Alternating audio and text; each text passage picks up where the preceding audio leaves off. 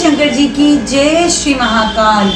जब भी बात होती है कुंडली की तो बात की जाती है कर्मों का लेखा जोखा। कुंडली का मतलब ही यही है। अब तो आप सब भी बहुत सी रील्स और वीडियोस के माध्यम से जान चुके हैं कि कुंडली यानी कि कर्मों का लेखा जोखा, यानी कि कार्मिक डेब्ट्स, कर्मों का भार, कर्मों का कर्ज। क्या हम उन कर्जों के तहत ही रहेंगे, उन डेब्ट्स में से निकलने की कोशिश नहीं करेंगे? ये सवाल मेरा आप सभी से। उन कर्मों से निकलना ही हमारा ये जो कुंडली का प्रोसेस है ना, वो सिखाता है। यानी कि एक पैटर्न है कुंडली, जियोग्राफिकल पैटर्न। उस पैटर्न को ब्रेक करना कार्मिकली, वो ही अच्छे ज्योतिषी का काम।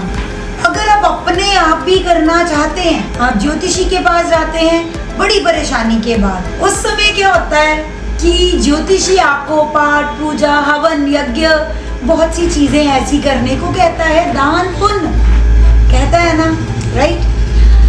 वो चीजें आपके कर्मों का भार ही तो कम कर रही हैं। पर अगर कुछ लोग बहुत से मेरे भी दिनचर्या में आते हैं जो कहते हैं हम नहीं मानते, पर कर्म तो सबके चल रहे हैं। सभी के लिए एक छोटी सी बात कहना चाहूंगी, जो भी कर्मों के भार से मुक्ति चाहते हैं, सबसे पहले अपने आप में कुछ गुण लेकर आए। उन गुणों में से सबसे पहला गुण रहेगा, कोई भी कुछ करे तो उसको माफी देना। क्षमा सर्वोच्च है।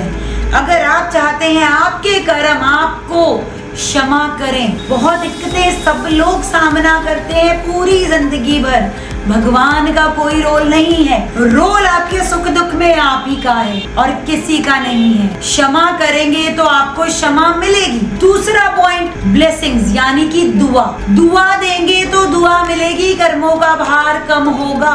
दुआ देना भी सीखिए और लीजिए भी। जब आप किसी को गॉड ब्लेस यू कहेंगे ना, सकारात्मक आप खुद भी होंगे। यानी कि तीसरा अहम कर्मों का भार उतारने के लिए पॉइंट है सकारात्मक रहना, अच्छी सोच रखना, नकारात्मकता को दूर करना। नकारात्मकता यानी कि कूड़ा करकट। कूड़ा करकट कभी भी घर में या अपने आसपास नहीं रखा जाता। चौथा पॉइंट क्या है? ध्यान कर मगन रहना, परमात्मा में विलीन रहना। उसके बाद आप खुद ही कर्मों को जान जाते हैं जब आप ध्यान में रहते हैं। और ध्यान में रहने से या प्रार्थना करने से क्या होता है? आत्मचिंतन करते हैं हम। आत्मचिंतन ध्यान ही सिखाता है और आत्मचिंतन क्षमा और सकारात्मकता का ही अगला पहलू है। आत्मचिंतन यानी कि सेल्फ एनालाइजेशन।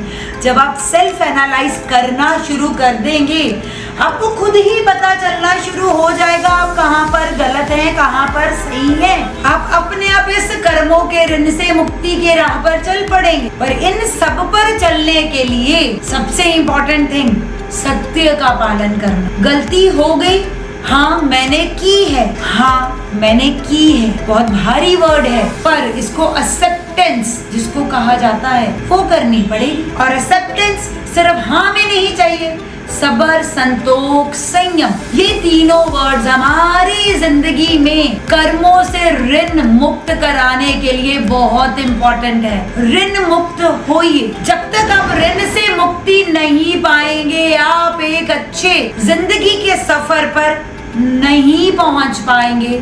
इस बात का ध्यान रखिएगा। अब सोचिए, आपको कर्मों से ऋण मुक्त होना है तो कैसे होना है। धन्यवाद।